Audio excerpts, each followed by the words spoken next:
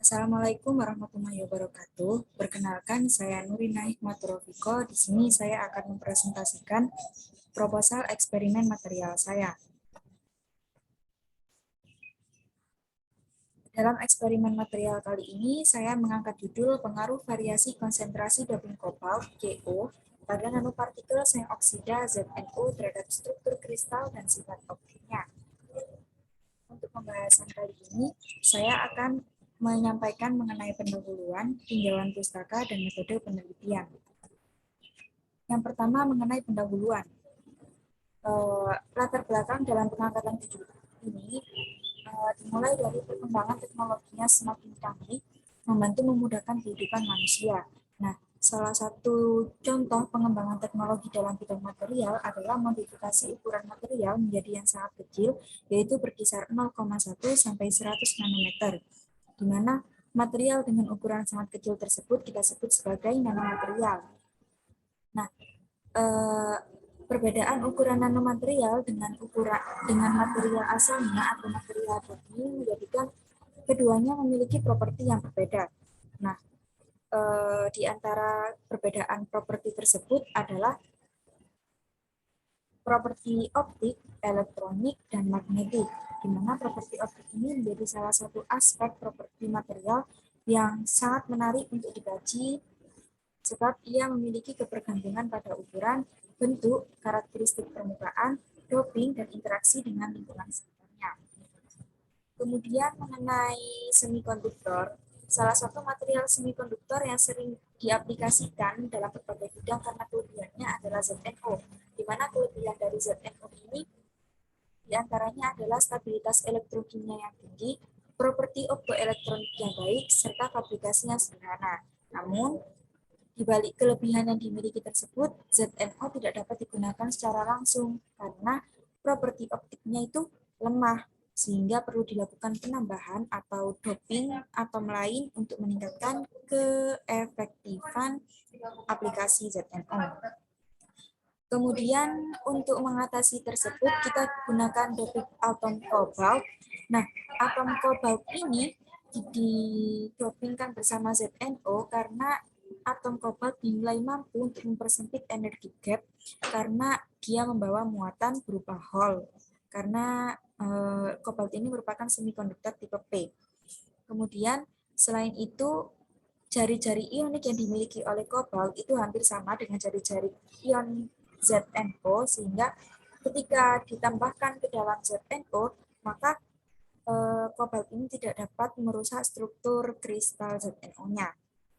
Nah, penelitian nanopartikel dengan doping CO yang telah dilakukan sebelum-sebelumnya itu ada dari Kapal dan kawan-kawannya pada tahun 2019 menggunakan konsentrasi doping 0%, 5%, 10%, 15%, dan 20% itu menunjukkan energi gap berkurang saat konsentrasinya meningkat.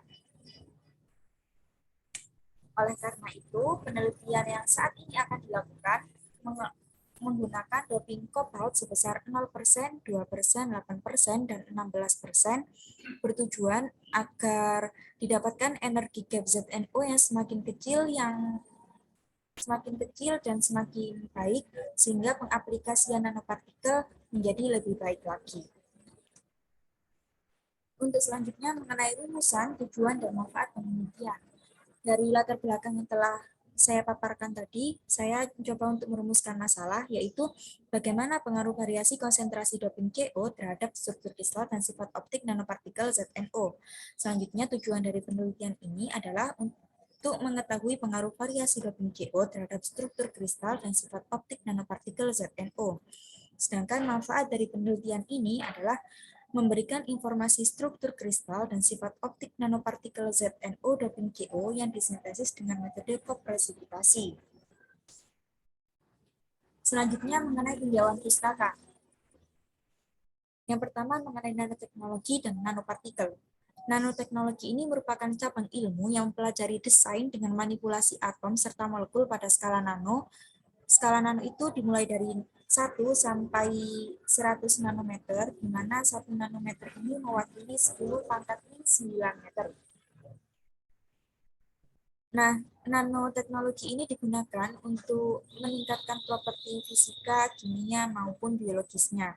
Selanjutnya untuk nanopartikel. Nanopartikel ini merupakan partikel yang memiliki skala nano, seperti yang telah disebutkan sebelumnya, sama halnya dengan nanomaterial. Nah, berdasarkan dimensinya, nanopartikel ini dibedakan menjadi nanopartikel 1 dimensi, nanopartikel 2 dimensi, dan nanopartikel 3 dimensi. Di mana nanopartikel 1 dimensi dapat berupa lapisan tipis, kemudian nanopartikel 2 dimensi dapat berupa karbon nanotube, dan nanopartikel 3 dimensi dapat berupa karbon 60 dan kuantum dot. Kemudian mengenai sintesis nanopartikel. Sintesis nanopartikel ini secara umum dibagi menjadi dua mekanisme, yaitu mekanisme top-down dan mekanisme bottom-up. Nah, mekanisme top-down sendiri merupakan mekanisme destruktif dalam pembentukan nanopartikel dengan perlakuan fisika berupa pemecahan partikel berukuran besar atau bulk menjadi suatu partikel berukuran nanometer. Sedangkan mekanisme bottom up itu merupakan mekanisme kimia yang konstruktif dengan membentuk nanopartikel dari atom-atom atau molekul menjadi partikel berskala nanometer. Nah, di antara teknik yang digunakan pada mekanisme top-down diantaranya adalah milling atau penggilingan, kemudian ada sputtering, nanolitografi, laser ablation, dan komposisi eksternal. Mungkin ada lagi, tapi belum saya sebutkan di sini. Kemudian untuk metode bottom up, itu terdapat beberapa teknik, diantaranya ada salt gel, kopresipitasi, pengendapan uap, pirolisis, dan pengendapan uap tadi secara kimia maupun fisika. Nah, dalam penelitian ini kita gunakan metode sintesis kopresipitasi. Metode sintesis kopresipitasi ini merupakan metode sintesis sederhana, yang mana ini merupakan salah satu metode bottom up atau proses kimia yang melakukan pengendapan atau zat substansi berlarut. Nah, pengendapan ini dilakukan dengan homogenitas tinggi melalui senyawa karbonat NaOH ataupun NH4OH. Namun penggunaan NH4OH ini dapat memberikan zat pengotor yang harus dihilangkan dengan cara pencucian atau pemanasan dengan suhu tinggi. Sedangkan zat pelarut yang digunakan berupa larutan asam seperti HCl dan H2SO4. Nah, metode sintesis kopresipitasi ini kita pilih karena ia memiliki beberapa kelebihan, diantaranya ia mudah dilakukan, kemudian prosedur pelakuannya juga tidak terlalu memberatkan, kemudian biaya relatifnya juga rendah, serta kebutuhan temperaturnya itu rendah, tidak sampai melebihi 100 derajat Celcius. Akan tetapi, penggunaan sintesis kopresipitasi ini hanya terbatas pada pengendalian distribusi ukuran partikel yang hanya dipengaruhi oleh faktor kinetik. Sehingga pengendalian ukuran dan bentuk nanopartikel dapat dilakukan dengan modifikasi parameter yang dapat dikontrol seperti pH, kekuatan ionik, suhu, sifat gram, waktu mengaduk atau lama mengaduk, kemudian kecepatan dan tekanan dalam pengadukan. Selanjutnya mengenai zinc oxide atau ZNO. Nah, zinc oxide ini merupakan salah satu semikonduktor tipe N yang memiliki energi gap 3,4 elektron volt dan lebar celah 2-6. Lebar celah ini didapatkan dari tabel periodik unsur, di mana seng dan oksida ini masing-masing terletak pada golongan kedua dan golongan keenam. Selanjutnya, zinc oxide ini juga memiliki 3 struktur kristal, yaitu wurtzite, zincblende, dan rock salt, di mana struktur yang paling stabil adalah struktur wurtzite. Kemudian zincblende ini juga lumayan stabil, akan tetapi dapat dilakukan penstabilan dengan cara sintesis ZNO pada suatu substrat dengan struktur kubik. Kemudian rock salt ini merupakan struktur kristal ZNO yang jarang ditemui. Selanjutnya untuk tabel yang ada di samping merupakan Sifat fisik dari zinc oxide, diantaranya ada struktur kristal tadi, itu ada 3, kemudian densitasnya sebesar 5,606 gram per centimeter kubik, titik leburnya 2248 Kelvin, konstanta dielektriknya 8,66 dengan energi gap 3,37 elektron volt dan energi ikat 60 mega elektron volt. Kemudian mobilitas elektron pada suhu 300 Kelvin itu 100 sampai 200 cm kuadrat Vs. Kemudian mengenai kobalt, kobalt ini merupakan logam transisi dengan banyak elektron dengan kelarutan tinggi. Nah, kobalt ini memiliki jari-jari ionik yang hampir sama dengan jari-jari ZnO, di mana jari-jari ionik kobalt ini adalah 0,58 angstrom, sedangkan jari-jari ZnO ini 0,60 angstrom. Jadi, ketika kobalt didopingkan kepada ZnO, maka ia memiliki beberapa kelebihan, di antaranya struktur ZnO tidak rusak karena akibat dopingan tersebut. Selain itu juga nanopartikel ZnO dapat bersifat ferromagnetik pada suhu ruang karena kobalt membawa muatan Hall. Untuk selanjutnya mengenai energi gap. Nah, energi gap ini merupakan energi yang dibutuhkan untuk mengeksitasi elektron dari tingkat energi rendah atau pita valensi ke tingkat energi tinggi, yaitu pita konduksi. Nah, energi gap ini dapat memberikan informasi mengenai jenis material. Nilai energi gap ini kita dapatkan dari metode Taub. Untuk gambar yang ada di bawah merupakan band gap atau energi gap dari masing-masing jenis material, di mana pada material konduktor memiliki energi gap yang sempit, sehingga eksitasi elektron dari pita valensi ke pita konduksi itu dilakukan secara mudah. Namun untuk material isolator yang tidak dapat menghantarkan listrik, ini memiliki energi gap yang besar, sehingga sulit untuk melakukan eksitasi elektron dari pita valensi ke pita konduksi. Selanjutnya untuk semikonduktor yang merupakan tengah-tengah dari material konduktor dan isolator ini, dibutuhkan energi dari luar untuk membantu mengeksitasi elektron dari pita valensi ke pita konduksi. Untuk selanjutnya mengenai X-ray diffraction atau XRD. Nah, XRD ini berprinsip dengan hukum Bragg, di mana menghamburkan beberapa sinar X terhadap sampel dengan panjang gelombang sinar X. Kemudian sinar X tersebut dipantulkan oleh sampel menuju hukum Bragg ini dapat dirumuskan sebagai N lambda sama dengan 2D sin theta. Nah, hasil data XRD ini dapat digunakan untuk mendapatkan berbagai informasi seperti ukuran kristal, derajat kristal, cacat dari kristal, serta mikrospek.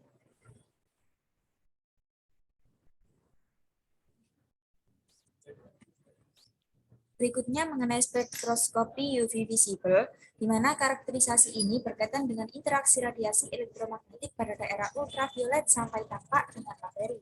Prinsipnya menggunakan besar absorbansi sinar ultraviolet dan cahaya tampak karena adanya proses transisi elektron dalam material sesuai hukum Lambert-Beer, di mana hukum Lambert-Beer ini dirumuskan A sama dengan log I0 per I sama dengan ELC sama dengan alfa C.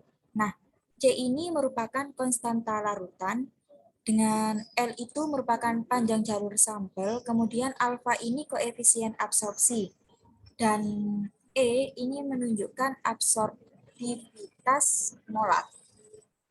Seperti itu. Berikutnya, pembahasan ketiga mengenai metode penelitian. Yang pertama, waktu dan tempat penelitian. Waktu penelitian dilakukan pada bulan Oktober 2022 sampai Januari 2023. Dengan tempat penelitian di Laboratorium Fisika Material dan Laboratorium Biofisika jurusan Fisika Universitas Brawijaya.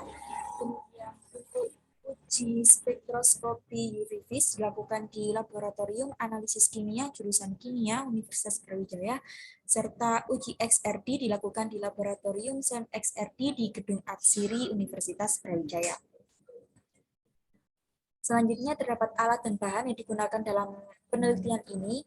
Yang pertama, alat sintesis itu terdapat timbangan digital, hot plate magnetic stirrer, glass beaker, gelas ukur, pipet tetes, cawan petri, spatula, termometer, kertas BH, kertas saring, corong, aluminium foil, plastik zip, dan oven.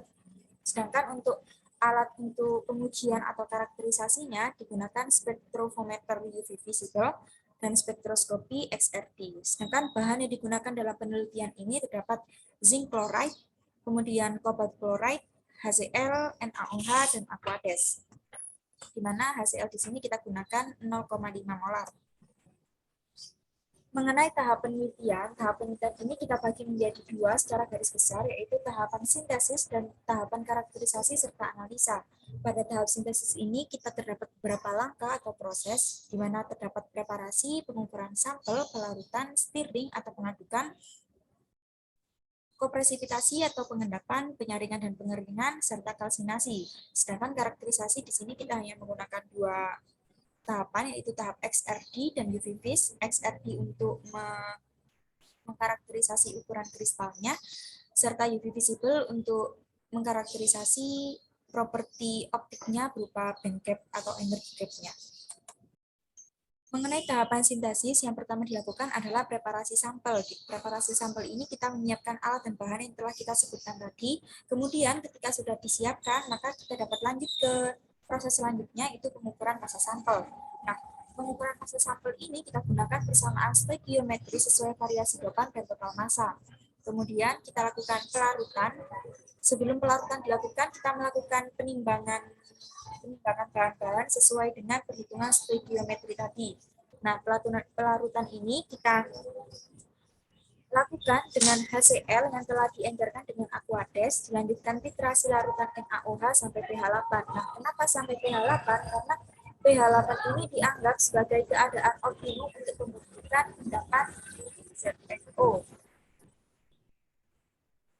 Kemudian kita lanjutkan dengan pengadukan. Pengadukan ini kita lakukan menggunakan hot plate magnetic stirrer selama kurang lebih 3 jam pada temperatur tertentu. Nah, pada tahap ini batang magnet dari magnetic stirrer ini kita letakkan pada larutan yang sudah kita wadahi di glass beaker seperti itu. Nah, selanjutnya glass beaker tadi diletakkan ke atas plate magnetic stirrer dan dilakukan pengadukan dengan kecepatan yang sedang serta konstan agar larutan tersebut tidak cepat menguap dan zat-zat yang berada dalam larutan dapat tercampur dengan baik. Selanjutnya setelah dilakukan pengadukan, kita lakukan pengendapan kopresipitasi. Nah, larutan yang telah diaduk kemudian kita diamkan pada suhu ruang, di mana pendiaman tersebut bertujuan untuk diendapkan. Nah, pengendapan larutan ini dilakukan pada gelas beaker juga dan ditutup dengan aluminium foil agar larutan yang mengendap tidak terkontaminasi oleh zat-zat dari lingkungannya. Seperti itu. Kemudian kita lakukan penyaringan dan pengeringan, di mana hasil pengendapan tadi kita saring menggunakan kertas saring jenis Whatman 42. Nah, hasil endapan itu selanjutnya kita cuci menggunakan Aquades secara berulang agar sisa produk yang masih terdapat pada endapan dapat terbuang. Selanjutnya, dilakukan tahap pengeringan menggunakan bantuan oven bersuhu 100 derajat Celcius. Itu maksimum ya, 100 derajat Celcius. Itu kemudian sebelum dimasukkan ke dalam oven ini, kita masukkan ke dalam cawan petri terlebih dahulu. Nah, tahap terakhir dari metode sintesis ini adalah tahap kalsinasi. Akan tetapi, setelah penyaringan dan pengeringan, ini tidak langsung dikalsinasi, akan tapi didiamkan terlebih dahulu. Nah, kalsinasi ini dilakukan dengan sampel diletakkan pada tanur untuk dipanaskan dalam derajat 400 derajat Celcius, kemudian kita diamkan untuk menghilangkan zat-zat pengotor yang ada dalam larutan. Kemudian untuk karakterisasi dan analisis, yang pertama mengenai XRD. Nah, pengujian XRD ini dilakukan pada masing-masing variasi doping GO sampel agar struktur kristal nanopartikel pada masing-masing variasi konsentrasi dapat diketahui. Nah, pengujian struktur kristal dilakukan dengan menebaki sampel menggunakan sinar X sehingga didapatkan informasi FWHM yang selanjutnya dianalisis. Nah, setelah dianalisis, kita dapatkan ukuran kristal atau struktur kristalnya. Kemudian untuk karakterisasi dan analisis menggunakan spektroskopi geofisik ini, kita lakukan pengujian tingkat absorbasi yang didapatkan hubungan panjang gelombang dengan nilai absorbansi serta energi gap, di mana energi gap ini kita dapatkan setelah kita analisis datanya menggunakan metode Tauplot seperti itu.